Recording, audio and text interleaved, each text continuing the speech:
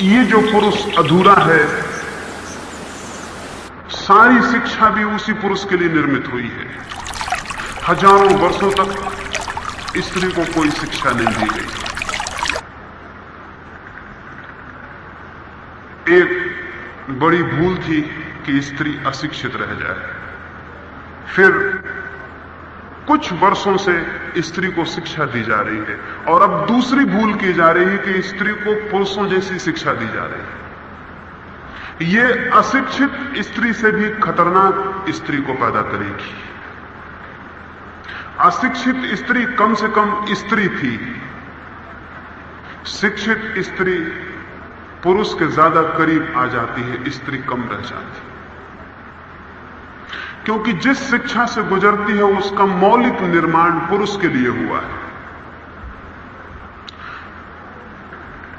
एक ऐसी स्त्री पैदा हो रही है सारी दुनिया में जो अगर 100-200 वर्ष इसी तरह की शिक्षा चलती रही तो अपनी समस्त स्त्री धर्म को खो देगी। उसके जीवन में जो भी महत्वपूर्ण है, उसकी प्रतिभा में जो भी कीमती है, उसके स्वभाव में जो भी सत्य है, वो सब विनष्ट हो जाएगा। पश्चिम में उस विघटन के लक्षण स्पष्ट दिखाई देने शुरू हो गए। स्त्रियों ने करीब करीब पुरुषों के वस्त्र पहनने शुरू कर दिए हैं। ये आकस्मिक नहीं है, ये पुरुष की नकल की जो दौड़ है उसका एक हिस्सा है।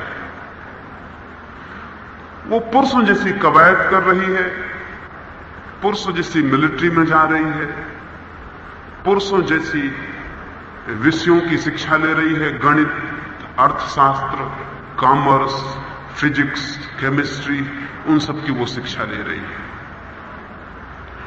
वो इस योग बनाई जा रही है कि वो नंबर 2 का पुरुष बन सके। दफ्तरों में, दुकानों में, बाजारों में उसे पुरुष की जगह सब्स्टिट्यूट बनाया जा सके, वो पुरुष की परिपूरक हो सके। उसे ठीक पुरुष जैसा कैसे बनाया जाए, इसकी सारी चेष्टा की जा रही है, और ये भले लोग कर रहे हैं। समाज सुधारक, समाज सेवक, वे लोग जो सोचते हैं कि स्त्री का इस भांति उद्धार होगा। थोड़ी दूर तक बात सच है, स्त्री शिक्षित होनी चाहिए, लेकिन उस तरह की शिक्षा में नहीं जो पुरुष की है। स्त्री के लिए ठीक स्त्री जैसी शिक्षा विकसित होनी जरूरी है। ये हमारे ध्यान में नहीं है, और अभी मनुष्य जाति के किन्हीं विचारकों के ध्यान में बहुत स्पष्ट नहीं है कि नारी की शिक्षा पुरुष से बिल्कुल ही भिन्न शिक्षा होगी। नारी भिन्न है।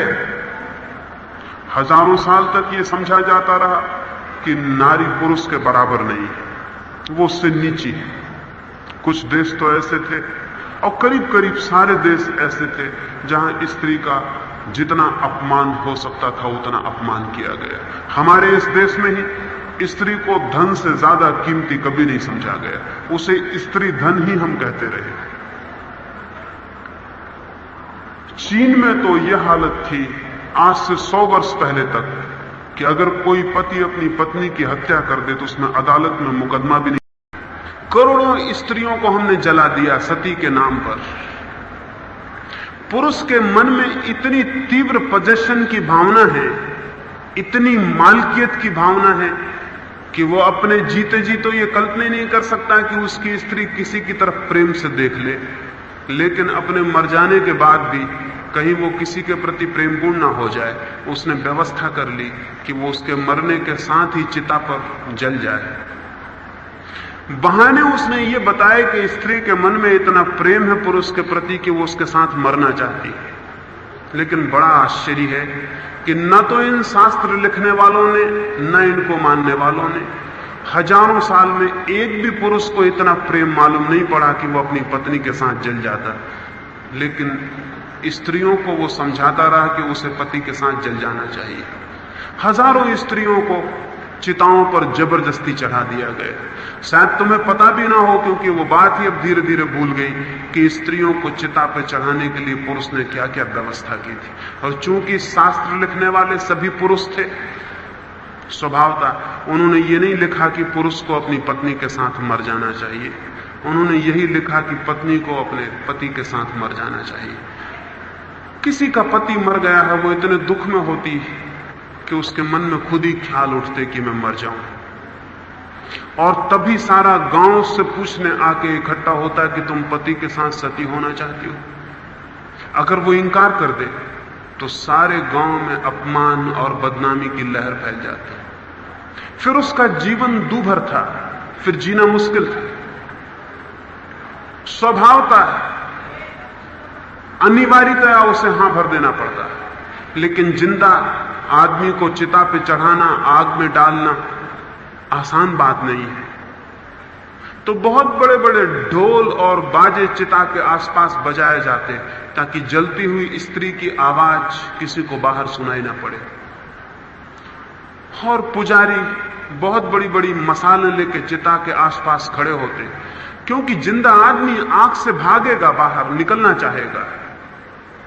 वो आधी जलती हुई स्त्री बाहर दौड़ेगी तो मसालों से उसे धक्के देकर वापस चिता में गिरा देने का इंतजाम रखते, लेकिन इसको भी कोई देख ना ले, इसलिए चिता में इतना घी डाला जाता, इतना धुआं पैदा किया जाता कि किसी को कुछ दिखाई ना पड़े कि क्या हो रहा है। ऐसी हजारों लाखों करोड़ों स्त्रियों को जला दिया गया। उन्हें पुरुष के बराबर कोई स्थिति अतीत के इतिहास ने नहीं दी थी। ये अत्यंत पापपूर्ण था। लेकिन बड़े मजे की बात है, एक भूल से जब आदमी बचता है तो दूसरी भूल करना शुरू कर देता है। उस भूल से बचने के लिए सारी दुनिया में आंदोलन चलाया गया कि स्त्री पुरुष के समान है। यह आंदोलन ठीक था। स्त्री को पुरुष के समान अधिकार मिलने चाहिए, यह भी ठीक था। स्त्री को पुरुष के समान आदर मिलना चाहिए, यह भी ठीक था। लेकिन इस आंदोलन से एक नई हवा पैदा हुई, और वो ये कि स्त्री और पुरुष में कोई भेद ही नहीं है, वो दोनों बिल्कुल समान है। इक्वालिटी का मतलब सिमिलैरिटी पकड़ लिया गया है। वे दोनों समान हैं, इसका यह मतलब हो गया कि वे दोनों में कोई भिन्नता नहीं है। उनको एक सी शिक्षा मिलनी चाहिए, एक से वस्त्र मिलने चाहिए, एक सी नौकरी मिलनी चाहिए। मैं आपको यह कहना चाहता हूं, स्त्री और पुरुष समान आदर के पात्र हैं, लेकिन समान बिल्कुल भी नहीं।